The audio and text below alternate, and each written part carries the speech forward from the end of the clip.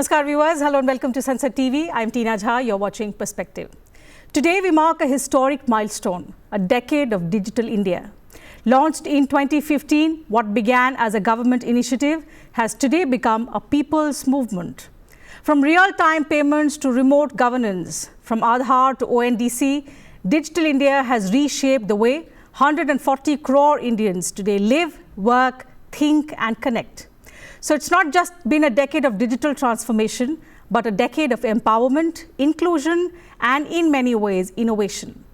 India has today become a global leader, building public digital infrastructure that the world now is adopting.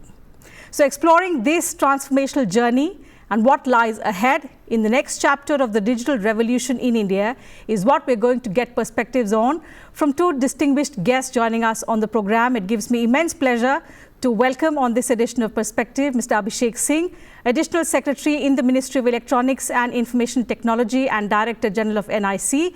He's in fact been one of the key persons at the helm of India's digital transformation. Mr. Singh, always a pleasure to welcome you on Sansad TV.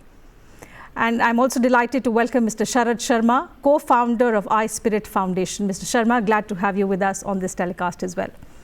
Mr. Singh, allow me to begin the program today with you and first talking about the execution and the impact, because that's where you've played a key role. So help us and our viewers understand today, as we mark a decade of Digital India, what do you see as the most game-changing part of the Digital India program that was launched in 2015? See, the most game-changing path, if you want to define, is that Digital India has become mainstream. It's not something which is confined to only people with access to smartphones, devices, connectivity, or skills to do that. It's truly inclusive. It's available to each one and everyone. Projects like UPI is being used by street vendors, vegetable sellers, small businesses, everyone. Aadhaar has given identity to everyone, which ensures that their financial inclusion is ensured.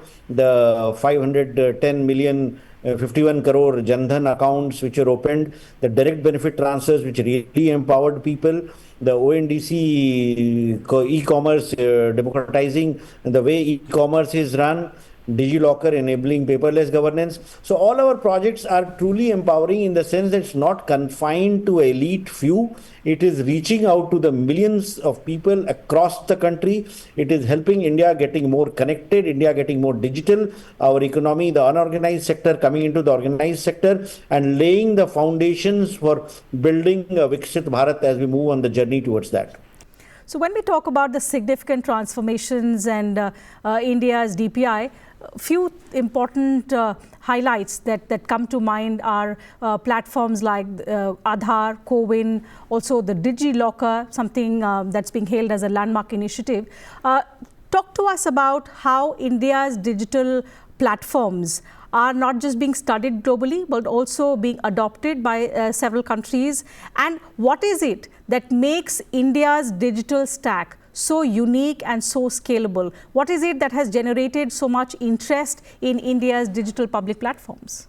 Like the way it has transformed governance, the way it has empowered people, the way it has led to creating value in almost every sector, whether it's a farmer or whether it's a student or a small businessman, everyone has benefited that. So the whole world looks at it as a model for transforming governance, bringing in efficiency, ensuring inclusion and creating economic value. So that's why many countries which are looking at improving their own administration, their own governance, look at adopting these systems. So we have countries of the global south who are looking at adopting Aadhaar through initiatives like MOSIP. We have countries like developed countries like France which are adopting UPI. Brazil has built up a similar solution as we have of UPI. They call it PIX. So there are countries across the ecosystem, across continents, including developing and developed countries, who are looking at India's model of digital transformation. Sharad will speak more about the techno-legal approach towards regulation, how consent becomes the focus of building services and ensuring that data that is shared for giving any service is used only for that purpose and for nothing else. Our Digital Personal Data Protection Act has also become like a model act which kind of other countries are looking at replicating, looking at adopting. Our Projects like Bhashini, which is enabling a language layer over all the services that we are building, is again an example that many countries are looking at for empowering their own people in enabling services in the mother tongue of people, in voice-enabled services. So this is being looked at with great interest by several countries in G20 summit that we hosted 2 years back. We showcased many of these technologies, and that led to many countries signing MOUs with India in adopting India's tax solutions in their own countries. And we are constantly working with all such countries which are looking at learning from India or building similar solutions that we have built in India. Certainly. Mr. Sharma, will also get your perspectives on what makes India's DPI model unique from the big tech-led models developed by the West. But before that, your thoughts on the journey, since we are marking a decade of digital transformation, since your foundation has also played a significant role in the way India's stack has come up to be. How do you look back at the last 10 years? What does this journey, this transformational journey to be precise, represent to you? You know, I think for India, it marks a turning point. It gives us self-confidence that if we set our sight on something, we can make it happen, and the whole world will notice. We are only 1/7 of the world's population, but believe it or not, we do more than 50% of the digital transactions of the world. And these are not just commerce transactions that UPI and ONDC are talking about. These are DBT transactions that Abhishek just mentioned.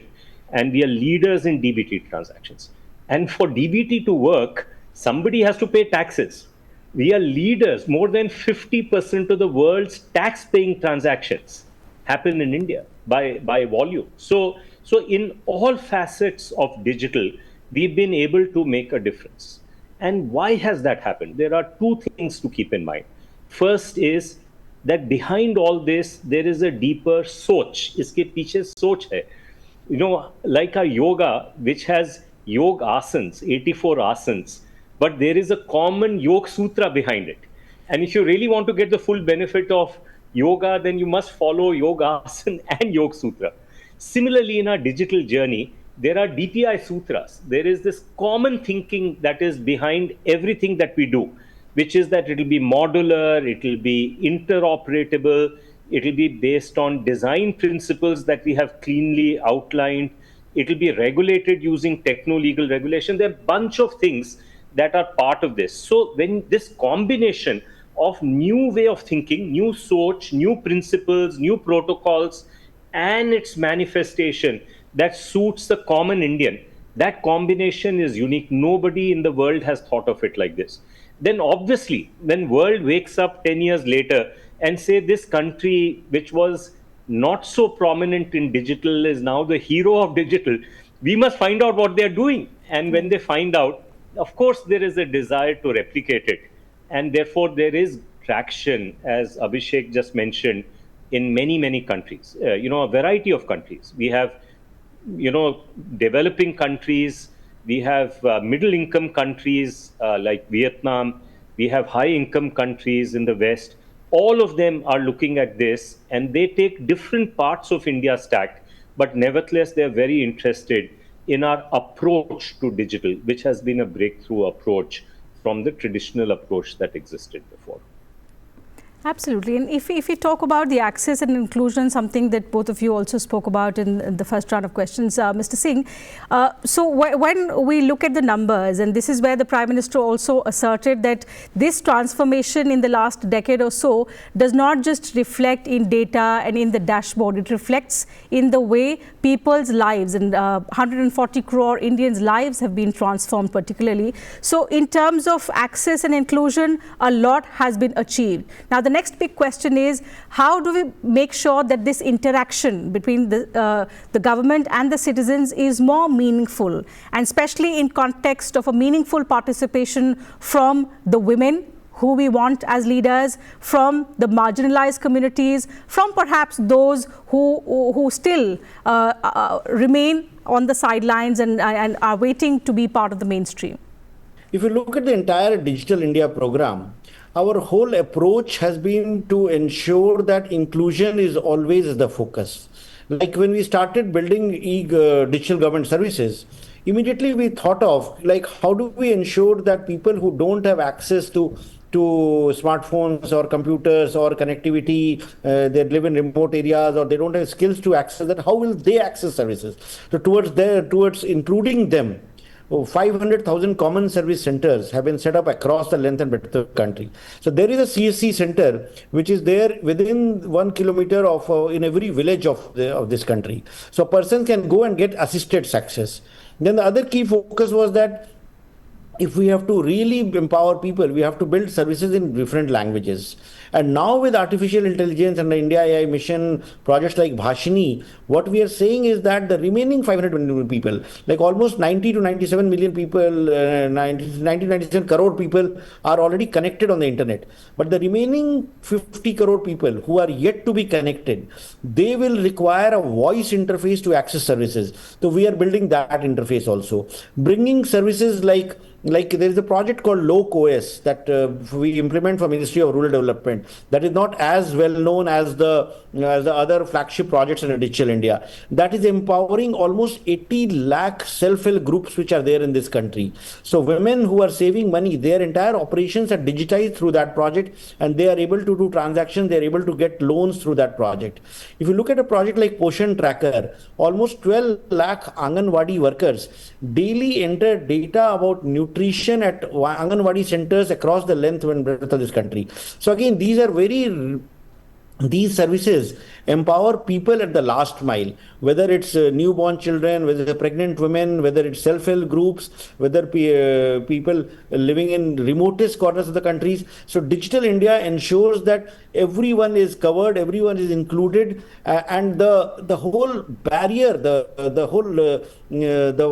pitfalls in governance that we used to have when we used to say that money doesn't reach the last mile. It was like money was flowing from center to villages through a pipe which is perforated, and there was a lot of leakages. So all of it has been eliminated because we are able to reach to the last mile. We are able to bring in policies which ensure that so whatever due is there, whether it's subsidies, whether it's scholarship, whether it's pensions, whether it's any right of the children, whether PM Kisan amount, that is transferred directly to the bank accounts. This is including every farmer, every woman, every self-help group, every Anganwadi worker, every beneficiary of the last mile has been the hallmark of this entire plan. And inclusion will again turn out to be our biggest achievement when we look at the implementation of Digital India. Certainly, and in a way we can say, Mr. Sharma, that Digital India has ended the monopoly of the middlemen. So it's not just saved lakhs of crores of rupees for the government, but also enabled those who were earlier on dealing with this kind of problem. It has enabled them to come up to the national platforms. But what is the next step? What is the kind of innovation that may be required in the days to come to perhaps enhance this kind of direct citizen government or citizen national platforms engagement to encourage it further? So many things have come together. Because many things have come together, it has now become possible to think of MSME lending in a new way, cash flow lending, which is for people who don't have any collateral, they have only their cash flow to offer as collateral. And that is going to explode. The pilots that have happened with GEM Sahe have been very successful.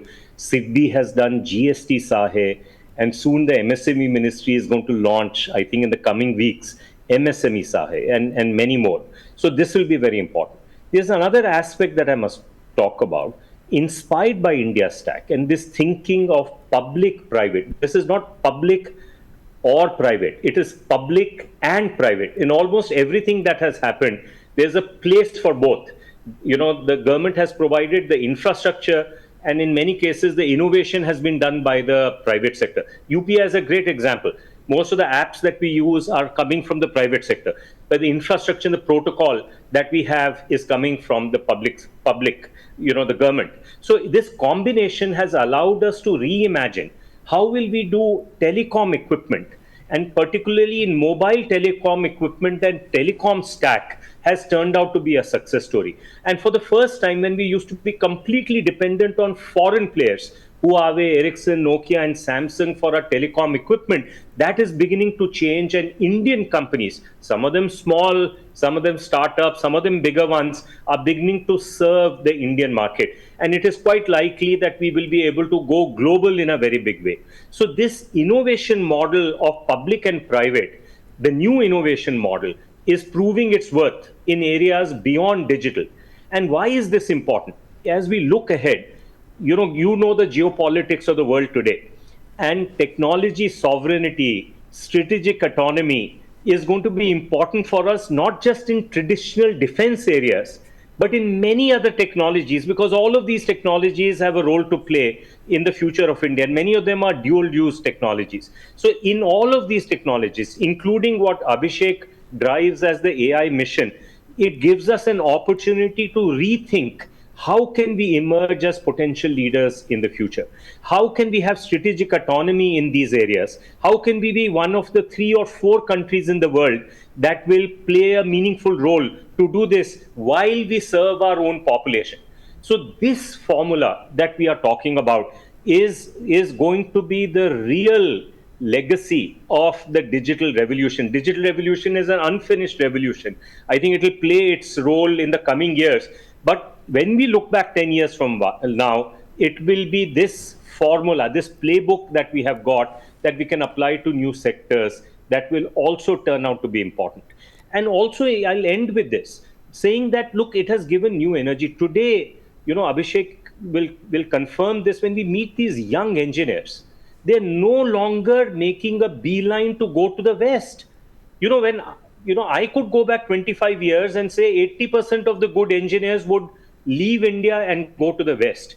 Today, very few, less than 20% go to the West. They want to be part of India. They want to build technology in India, serve the Indian market, and create global companies out of India. This is going to be our cultural change that we will get from this revolution that we have seen. Certainly. 2 very important aspects that have emerged from the intervention made by Mr. Sharma. So I'll take those to Mr. Singh. One is, of course, about the India AI mission, the new centers of excellence. So the question is about what is the next frontier for the digital India in the coming 10 years or so. But before that, since you also spoke about the opportunities and how a lot of how digital India has sort of created a lot of opportunities for the youngsters back home who do not have to now go to the West in terms of opening up a lot of avenues. So give us a clear picture of how the last 10 years have opened up numerous opportunities for the youngsters aspiring to go to the West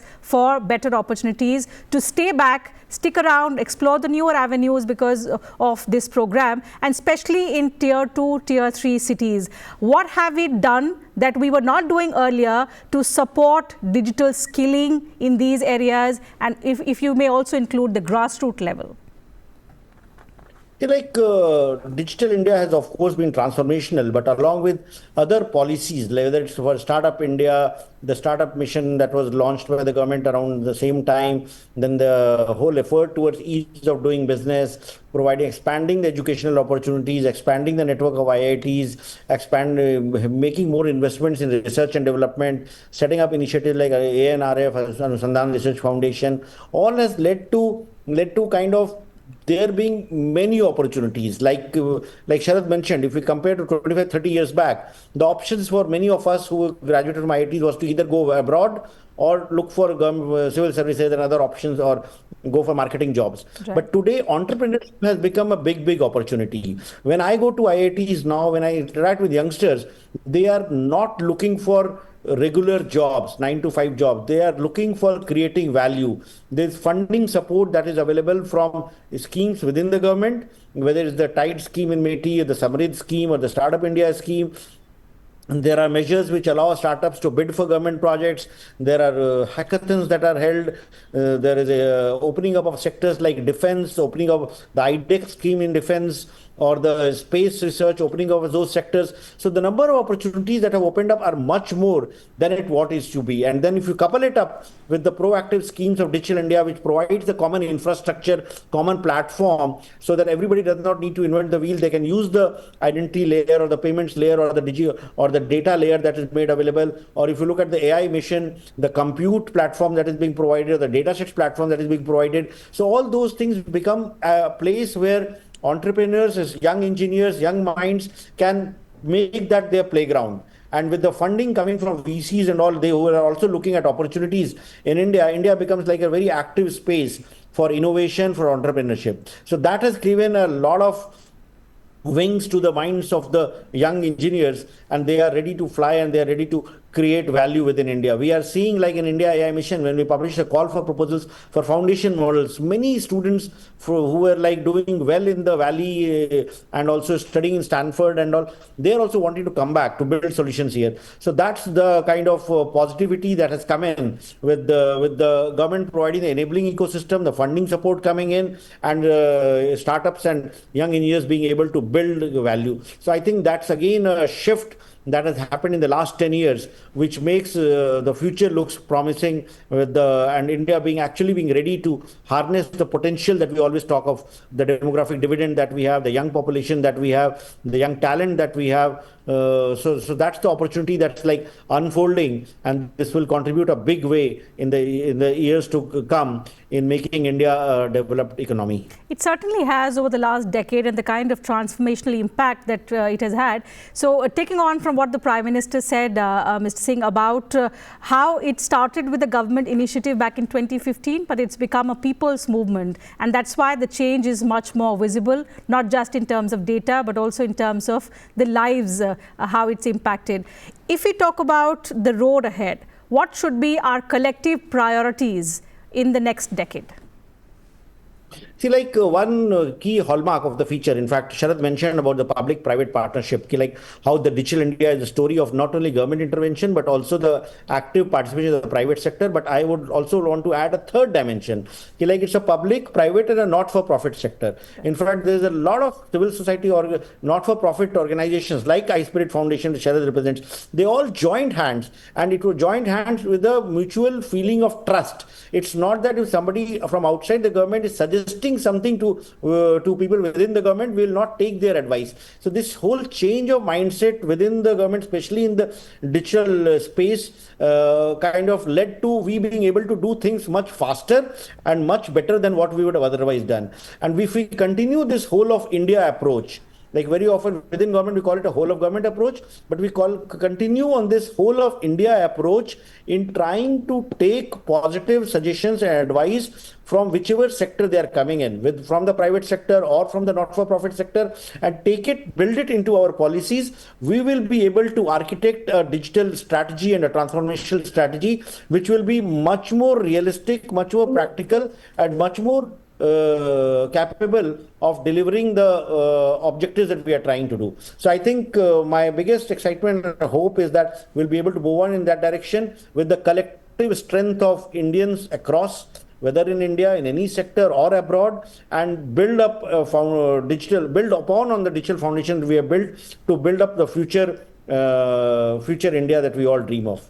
Absolutely. So when we moved from the Sarkari stack to the Samaj stack, Mr. Sharma, the transformation was quicker. It was easier for citizens to adapt to the change, because for decades, people were skeptical about whether Indians will be able to switch to technology. And I still remember those sound bites being played about the skepticism that was actually spread about whether UPI will be, will people be able to adapt so easily to this technology. But of course, 140 crore Indians proved everyone wrong, because the approach moved from Sarkari to Samaj. So in the similar manner, we now want to move from digital governance to digital leadership. Of course, we've begun to take steps in that direction. But how can that speed be accelerated? And what role can the innovators and the entrepreneurs play in that journey?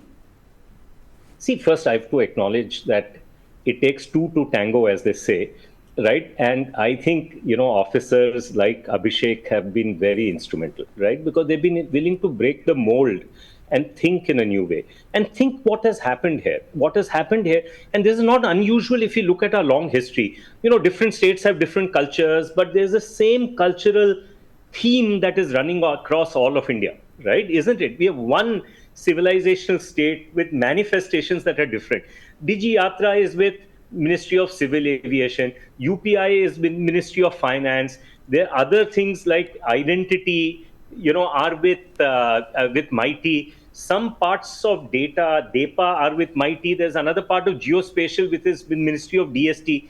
No matter where it belongs, the soch behind all of this is the same. See, this has not happened before.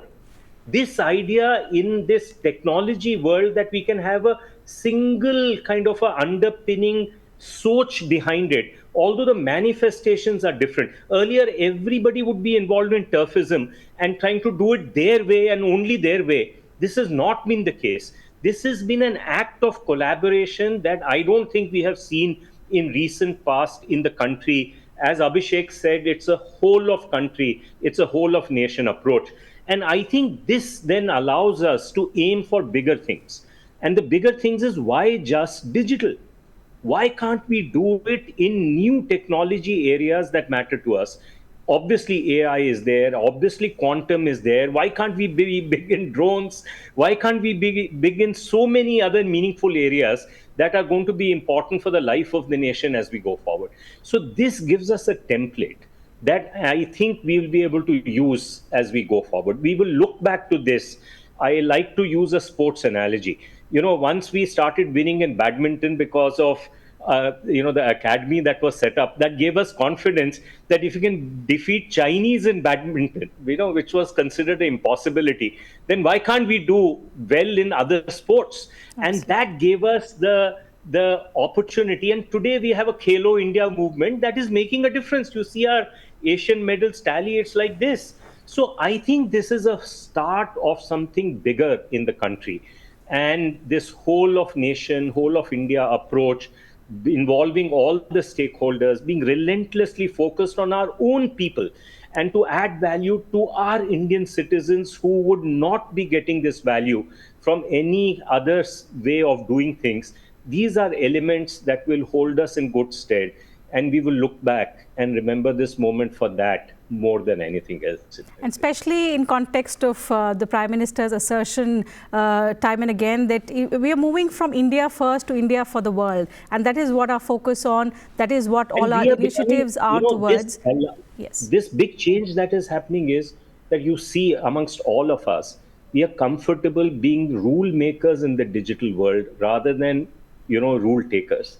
And the fact that we can do this, I'm actually sitting in Geneva today in a standards body meeting where we are, people are interested in the rules that we're going to establish, standards we're going to establish for the world based on our India stack. So the question is, this shift that we are able to bring about will give us the confidence to do it in many more areas as we go forward. Certainly. So if Digital India was a significant leap of the past decade, something that we refer to as India's decade, Mr. Singh, two very quick questions. What is your message to the young innovators, because they are the ones going to drive the next decade of digital transformation? But at the same time, what are the safeguards that one must be cautious about? Because with AI, data, digital ID evolving fast, there are risks that we must guard against as we move into the next decade, the next chapter of Digital India.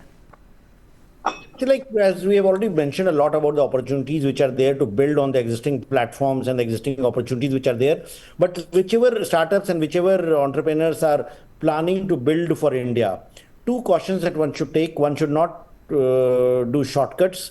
One should think through what we are trying to do, think for the audience for whom we are designing a system, plan it well, architect it well, focus attention on that. And number two, make systems which are secure. When we are dealing with the IT systems, cybersecurity and data protection become very, very important aspects. So compliance with the existing regulations, the DPDP Act becomes important.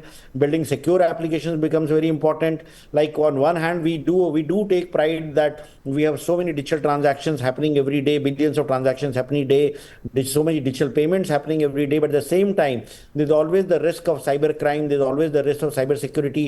So we have to be mindful of those risks. We have to build secure systems. We have to do a lot of effort, as much as we do for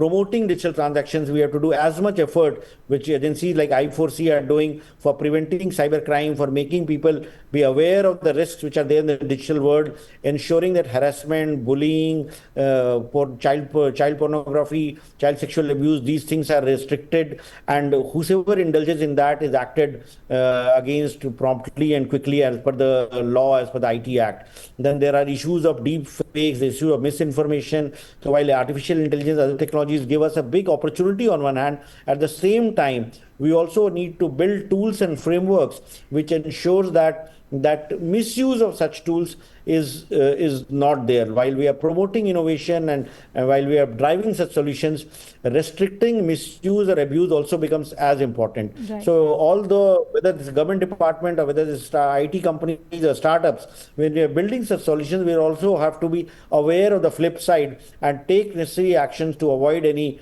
ill result in the future.